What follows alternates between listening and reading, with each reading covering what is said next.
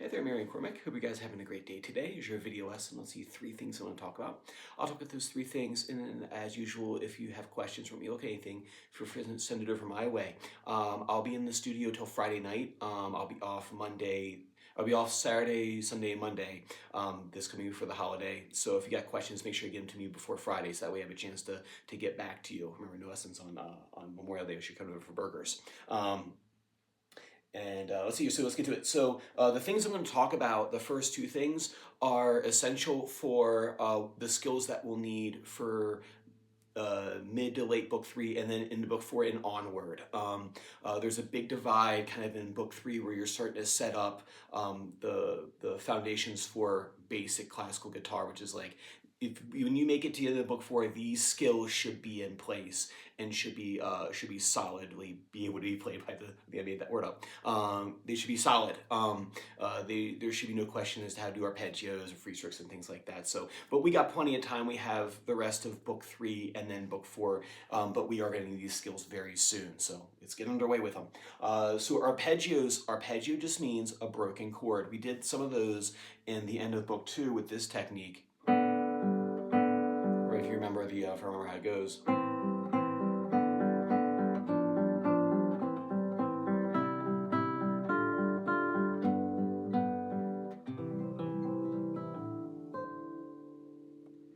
Right, so there's that technique. What we're going to do is we're going to build off of that.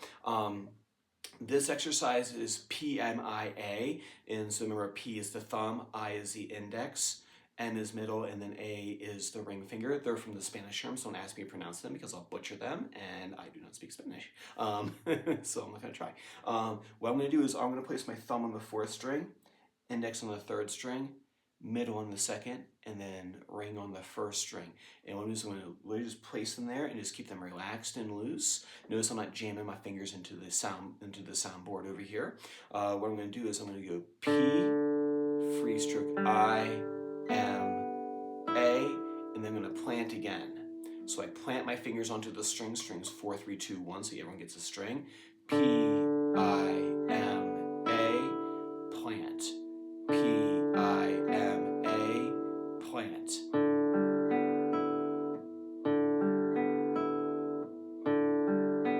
Then go to the next string group. I do this on the 5th string now, everyone in order. So 5, 4, 3, 2 strings. Plant. Plant. Right? Then go to the last string group. And if we do this correctly, it'll go.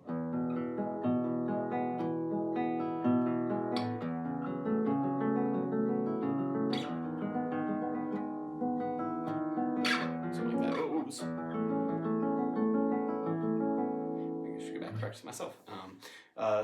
But don't do those chords. That's something that we'll do once this right hand is all good to go. That's the celestial arpeggio exercise. I primarily do it end of book 3, beginning of book 4. I kind of started doing that stuff. So in the beginning, we want to just get this going because we're going to need that. We're going to need this skill for the Paganini waltz. The 5th piece in the book. So we have Giurbizzo, and then the piece after that. That's where we actually use this arpeggio skill. So we make sure we get that underway. We've already prepped the Giurbizzo exercise, right? We did the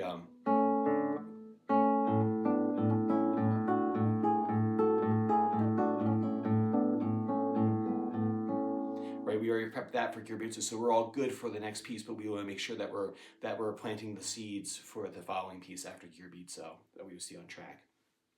Cool, so practice that for me. And then free stroke, some methods will start off with free stroke. I don't agree with those because there's so many ways to mess this up.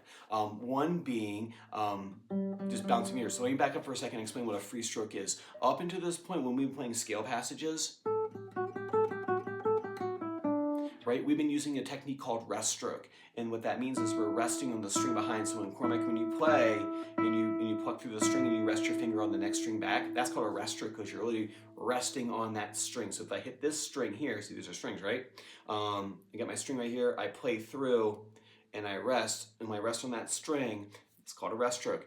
And the free stroke, as you could probably deduce, is not that. It is freely moving back into the hand. It's a lot trickier. It's a lot more things that can go wrong, which is why I like that we spend years doing some fundamental work before you get to it. But here we are.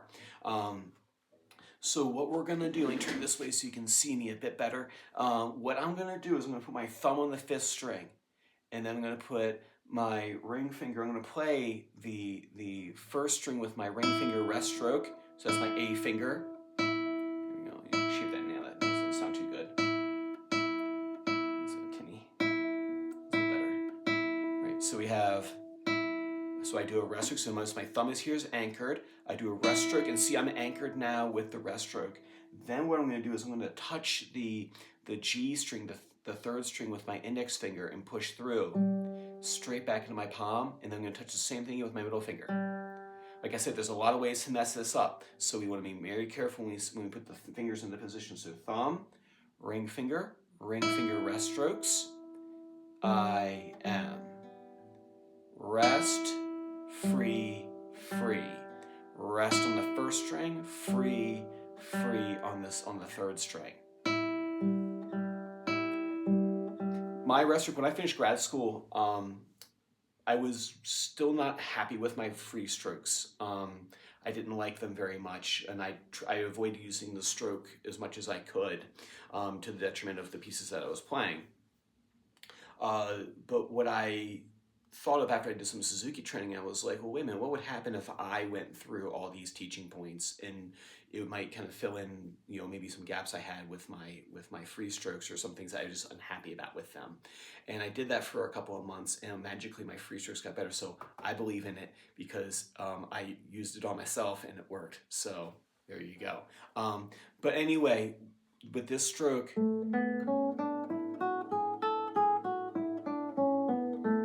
you get a nicer kind of rounder sound with it. The rest stroke is very kind of punchy, so as we get a more discerning taste in how we play our notes and the more sophisticated we get, we'll actually consider, do we want to do a rest stroke here or a free stroke here?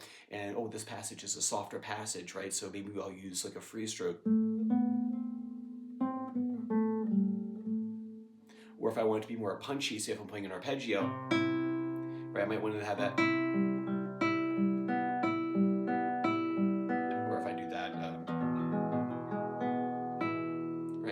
Something like that sound, right? With that note to really stick out. So anyway, and then lastly, Packington's Pound. Obviously, I can't comment on it since I haven't seen you play it since last lesson. So what I'd like you to do is, best you can, go through and see if you can get the C section melody down for next time. Like I said, if you want to have, if you guys want to send over a video of you playing through it, I don't mind sending back a couple comments for some things to work on. Or if you're going, hey, we got the C melody down, what's the next step in the plan? And I will probably say we're in the bass line.